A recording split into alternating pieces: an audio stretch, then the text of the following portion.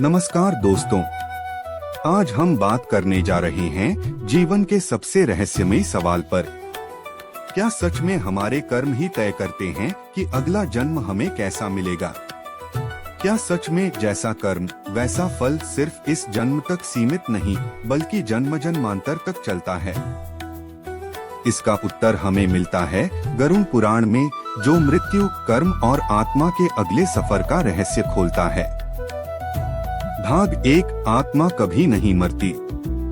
गरुड़ पुराण में भगवान विष्णु स्वयं गरुड़ जी को बताते हैं, हे गरुड़, शरीर नाशवान है लेकिन आत्मा अमर है।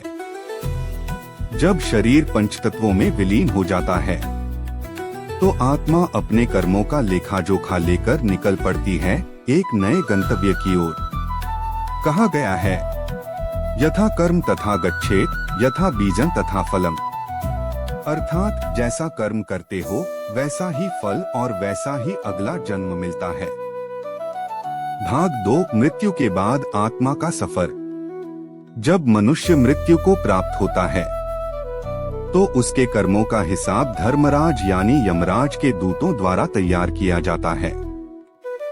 आत्मा को ले जाया जाता है यमलोक में, जहां धर्मराज स्वयं कर्मों का निर्णय सुनाते हैं। अगर व्यक्ति ने जीवन में सत्कर्म, सत्य, दान और दयालुता अपनाई हो तो आत्मा को स्वर्ग लोक भेजा जाता है। वहीं यदि उसने पाप, हिंसा, छल या दूसरों को दुख दिया हो तो उसे नरक लोक में उसके कर्मों के अनुसार यातनाएं भोगनी पड़ती हैं।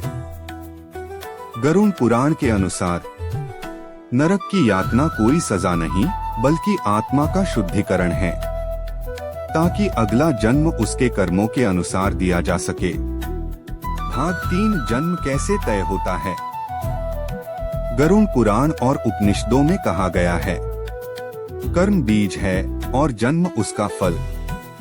जिसने दान, सेवा, सत्य और अहिंसा का पालन किया वह अगले जन्म में धनवान, स्वस्थ और सुखी परिवार में जन्म लेता है।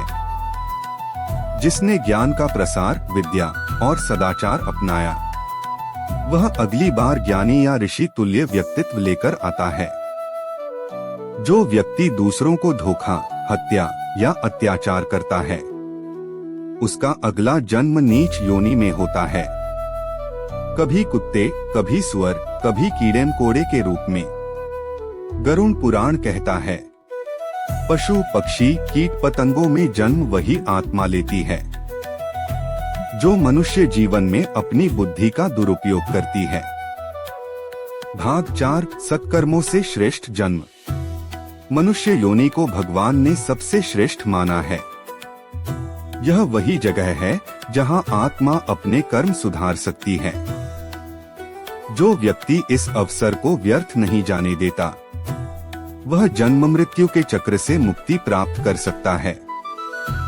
भगवान विष्णु कहते हैं, जो भक्ति मार्ग पर चलता है, सत्य और करुणा को अपनाता है, वह मोक्ष को प्राप्त करता है।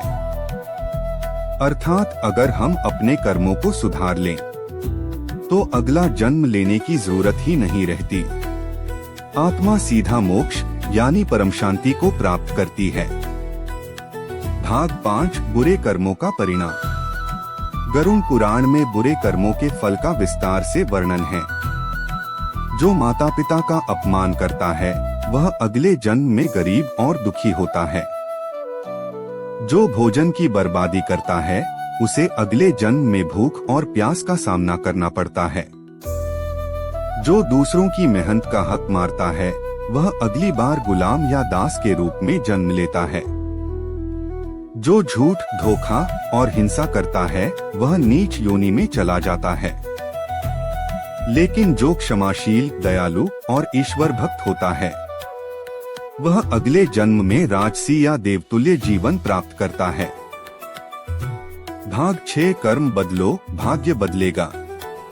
दोस्तों, हमारा वर्तमान जीवन हमारे पिछले जन्म के कर्मों का परिणाम है और आज के हमारे कर्म हमारे भविष्य के जन्म को तय करेंगे। इसलिए आज से ही अपने कर्मों पर ध्यान दें। क्योंकि जैसा कर्म वैसा फल, यह भगवान का अटल नियम है। अगर आप दुखी हैं, तो समझिए यह आपके पुराने कर्मों का फल है। लेकिन इसका अर्थ यह नहीं कि आप बदल नहीं सकते।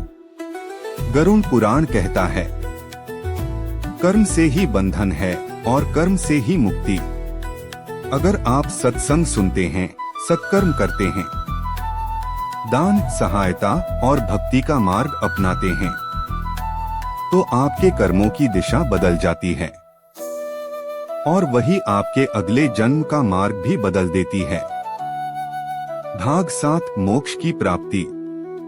जीवन का अंतिम लक्ष्य केवल जन्म मृत्यु का चक्र नहीं, बल्कि उस चक्र से मुक्ति है जिसे मोक्ष कहा गया है। मोक्ष तब मिलता है जब आत्मा पूर्णतः निर्मल हो जाती है, जब मन में न लोभ, न द्वेष, न घृणा रहती है, सिर्फ प्रेम और ईश्वर में समर्पण। जो भगवान का नाम लेकर हर प्राणी में ईश्वर को देखता है, वही इस संसार के बंधनों से मुक्त होता है। दोस्तों, याद रखिए, कर्म ही हमारा सबसे बड़ा धन है। जो आज हम बोते हैं, वही कल हमें फल देता है। इसलिए अच्छा सोचिए, अच्छा कीजिए और अच्छा ही पाइए। भगवान विष्णु का यह वचन सदा याद रखें। कर्म ही मनुष्य का सच्चा धर्म है। आपका अगला जन्म, आपकी अगली दुनिया, आपके आज के कर्मों पर निर्भर करती है।